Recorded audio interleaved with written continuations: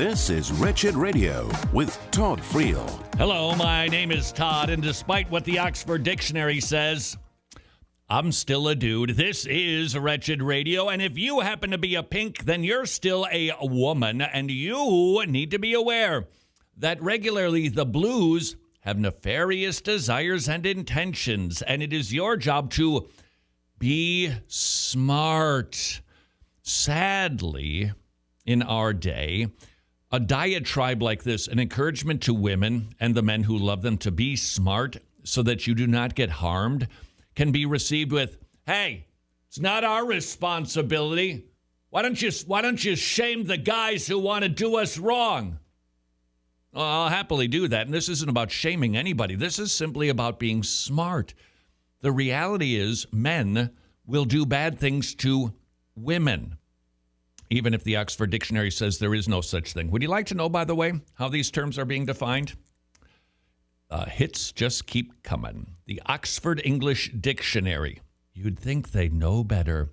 Although woman is still defined as an adult female human being, an additional definition now says a woman can be a person's wife, girlfriend, or female lover rather than a man's wife, girlfriend, or female lover. Oh, see what they did. Similarly, an additional definition of man has been tweaked to read a person's husband, boyfriend, or male lover rather than a woman's husband, boyfriend, or male lover. I'll wait for next year's Oxford Dictionary. It'll become increasingly vague and ill-defined, and yet common sense and the Bible tells us there's a difference between men and women. And sadly, we do see instances of the most grotesque forms of rape, even in the Bible. Why? Because men can be wicked. And madam, my encouragement to you, in a culture where the police are less inclined to be present to deter crime, which is their God-defined role, please be smart. Was reading an email sent 2003. I think that these things are common sense, they are practical, and they are smart, because I think that increasingly a woman and our girls need to be smart and think about how they're presenting themselves. And I know this to be true in a well, I hate to call it any form of similarity, because clearly witnessing to somebody and molesting somebody are two different things. But I do this when I go to witness to somebody. When I'm on a campus and I have a choice, I kind of size people up. I look to see who might be most receptive to having a conversation. Further, I'll look and say, well, do they have the time? They're sitting on a bench kind of staring at their phone, just scroll, their thumb is moved, next story, and they're just scrolling away. Well, they've got a higher likelihood, in my estimation, of spending some time with me than the person who looks like they're late for the final. And you do this too. If you're in sales, a conversation at a party, and you have to find some at church. You do this at church. You just automatically, something kicks in gear where you say, that's the person I want to approach. That one, not so much. And the same thing is true for people who have nefarious intentions toward women. They size them up, and they determine this somebody is a mark or is not.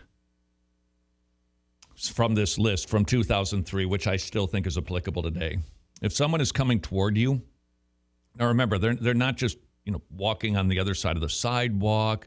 They're coming at you, and you sense that something is off, and it's a dude, lady, say or yell, stop, stay back.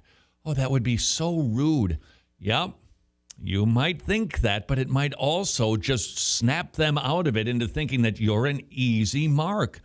Most of the rapists that were talked to, and this was a survey that was done with rapists in jail, so this isn't a Barna poll. This is just some wisdom and common sense. You remember when that used to exist, don't you? Most of the rapists this man talked to said they'd leave a woman alone if she yelled and showed that she would not be afraid to fight back. They're looking for an easy target. Don't be it, madam. Number 12, if you carry pepper spray, and this particular instructor was a big advocate of it, Yelling, "I have pepper spray," and holding it out would be a deterrent. Might not protect you perfectly. Don't keep it in your purse. Take it out and let somebody... You see somebody coming at you and it is not normal.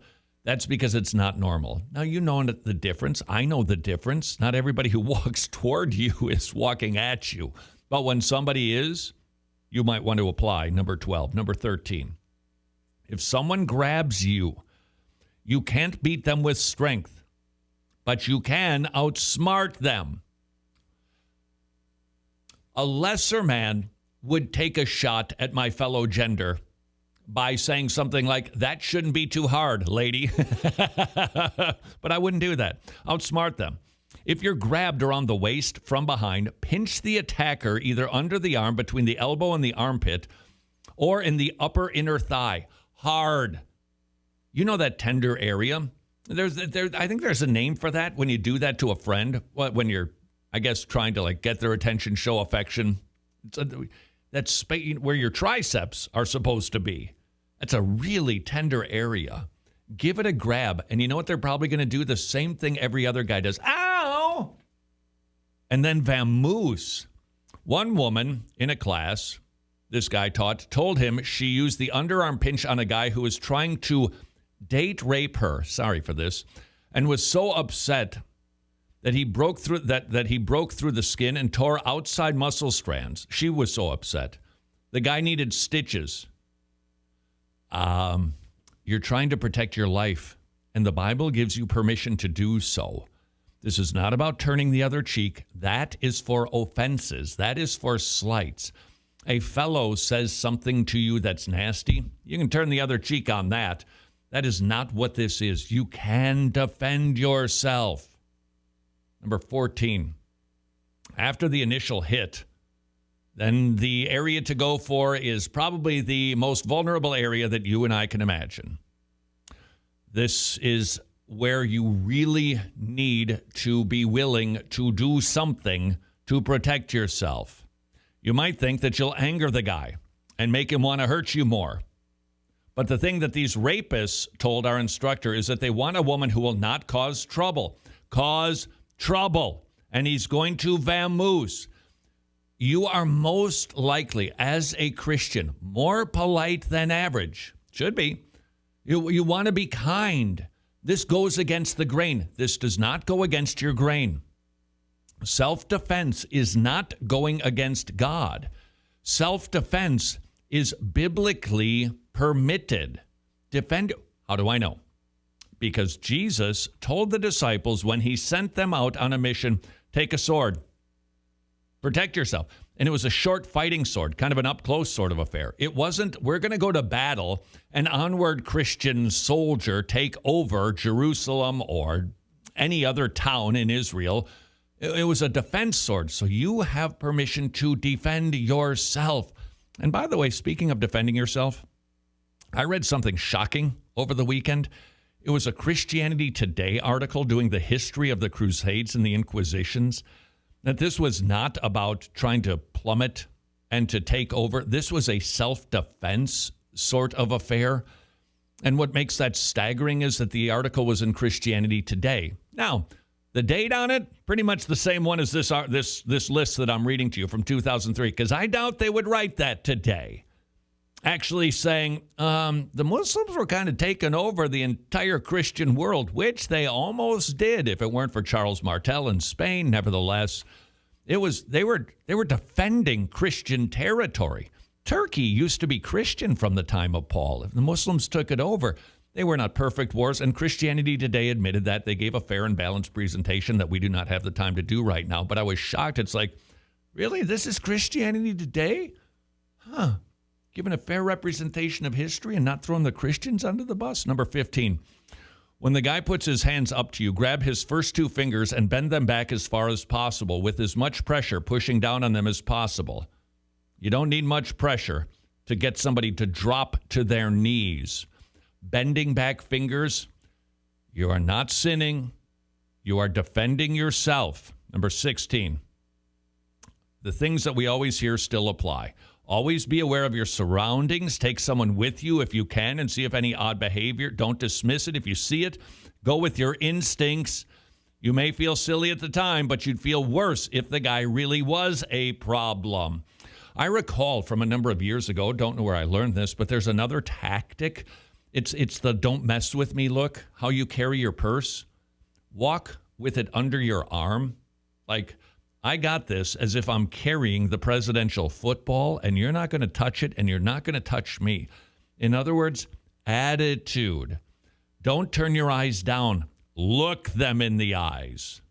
You are a woman who is not to be trifled with, and as difficult as this may be for you because you have fruit of the Spirit bubbling up in you, madam, please, please, please be smart. And sir, for the women in your life, please equip them. There's more things that could be added to this list. Equip them to be smart, because our government, they ain't so smart, and they ain't willing to do their job so much anymore. And until tomorrow, go serve your king. If you have been going bonkers regarding health insurance, right now may be the perfect time for you to rethink how you pay for health care. I am thrilled to commend to you MediShare, a community of Christians sharing each other's health care bills. 400,000 members strong, sharing over $4 billion in medical bills. That means a savings on average per family of $500 per month. Find out more by going to medishare.com/wretched.